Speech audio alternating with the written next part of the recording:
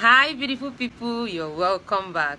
My name is Chinyere Chichi for short. I am a fashion designer based in Lagos State, Nigeria. And on this channel it's all about fashion, lifestyle, DIY, and of course some form of beauty. So guys, in today's video it's all about this very beautiful, classy, gorgeous, extraordinary shirt dress. There is no way you see this dress and you would not take a second look at it. This particular shirt cannot just stop getting all those wow, oh my gosh kind of compliments, okay? And I know that everyone needs such a compliment, and that is why I'm here to show you the secret behind this wow dress.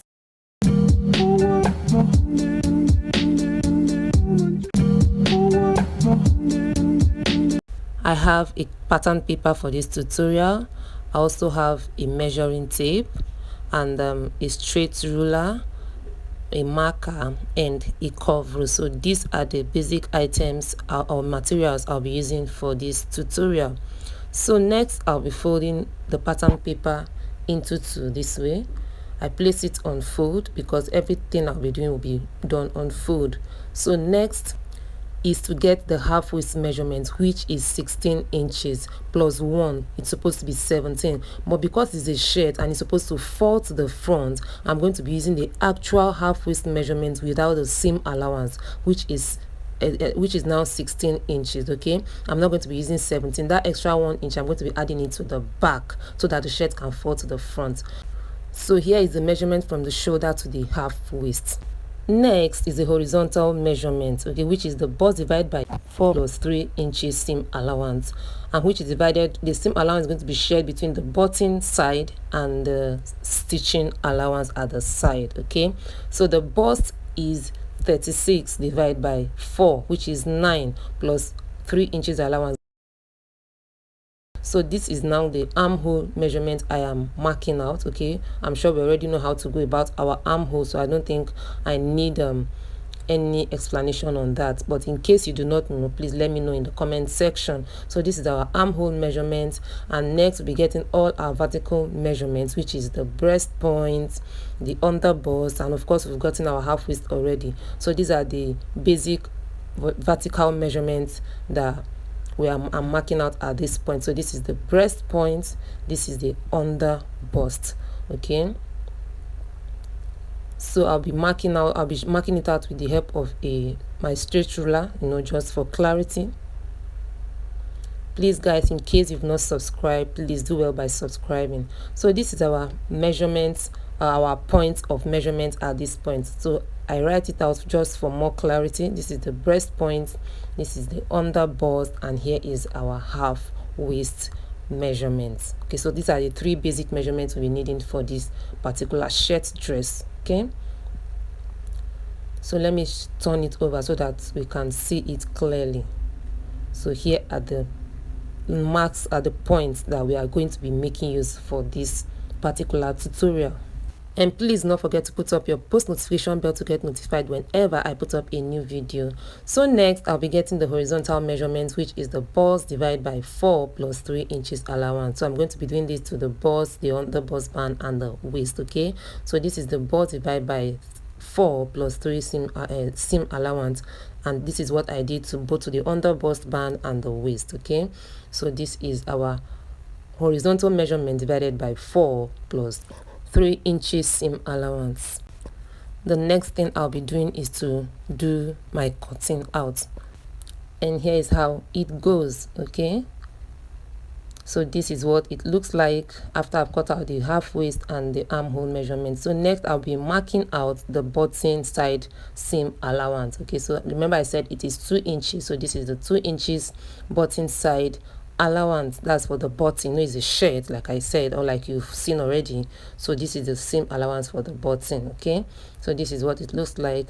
So next I'll be folding in the 2 inches allowance, which part I'm going to be folding it like 1 inch or into 2 places. That is 1 inch over another 1 inch. Okay, I'm not going to be just folding the 2 inches allowance at once. I'm going to be sharing it 1 inch allowance, and this is how it looks when I folded in the seam button allowance. So I'm placing it over each other just like a shirt, just like a shirt. Okay, so I'll be placing it on each other with about 3/4 seam allowance. Okay, I'll be using 3/4 to place it over each other. So I'm going to be holding it down either with a pin, or I'm going to be stitching it, whichever one that it is. So here is it. I've stitched it down so that I can proceed with the other part of this tutorial. So this is what it looks like. So next I'll be folding it into two this way. Again, I'll place it on fold just to get my neck. Okay, I'll place it on fold just to get the neck, and for this neck I'll be using 2.5 inches for the width and 2.5 inches for the depth of the neckline. Okay, so this is the neckline, 2.5 by 2.5, because this is a shirt dress. It's not supposed to be wide. Okay, so this is what the neckline looks like. So next I'll be slanting the shoulder as well. So this is what it should look like at this point.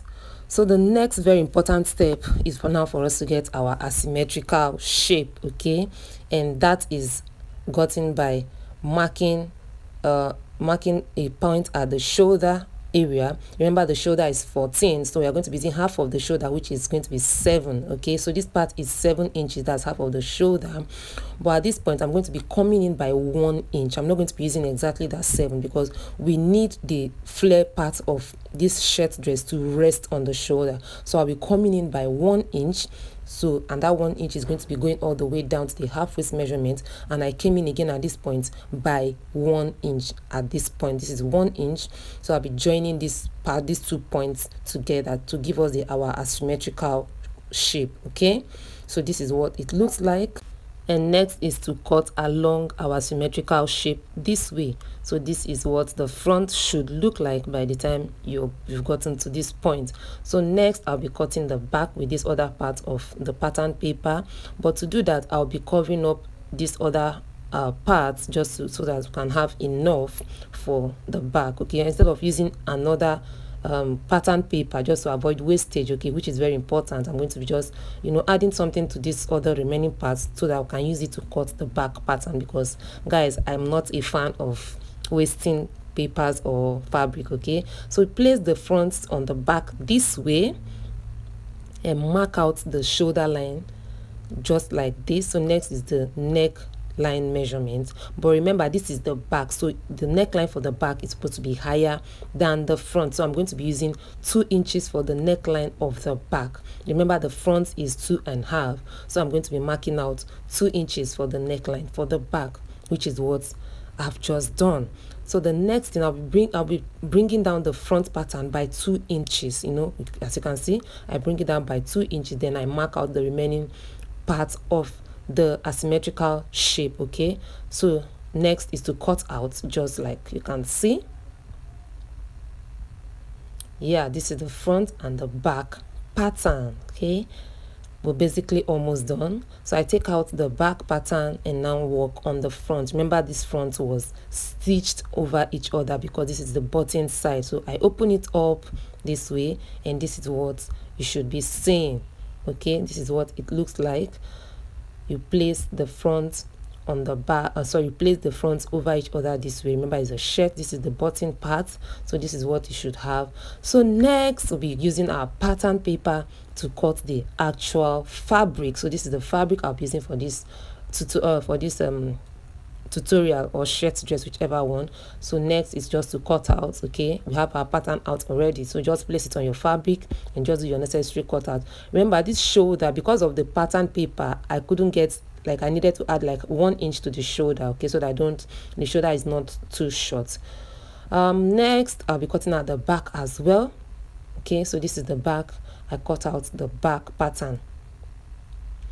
So in cutting out the back, please always make sure you have the front very close to you, so that you don't cut the same side for both front and back. Okay, you can see now the way I placed it before wasn't actually the right way, so I had to change it because I have my front pattern very close by, to make sure that they are actually opposite of each other. So this is the back part of our fabric. Okay, and here is the front. So we are basically done with our cutting.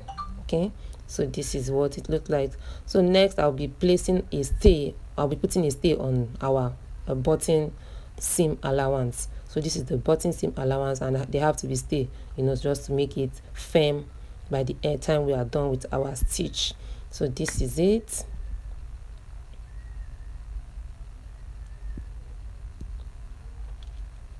I do the same to the other parts of the front, and here is what it is here.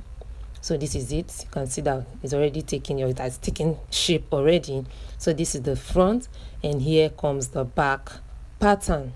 Next, we proceed to stitching the shoulders and the side, and this is ready. So next to the flared part.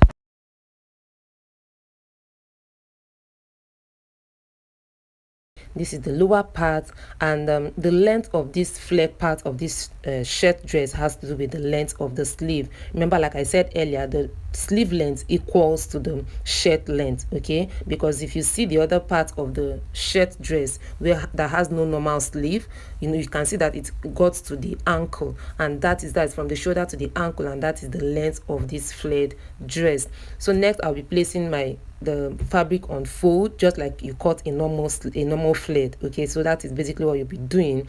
But because I want this flared very full, I've placed it on fold on four folds like this, and I'm still going to be continuing the fold. So next, I'll be folding it into a triangular shape like this, just like you cutting your basic flared a shirt or dress or anything. In case you don't know how to cut it, please let me know in the comment section. So this is placed into 8 folds already, okay? This is placed into 8 folds because I want it very full, like you could see from the finished look, okay? So to do that, I'll be using 3 inches from this pointed edge, okay?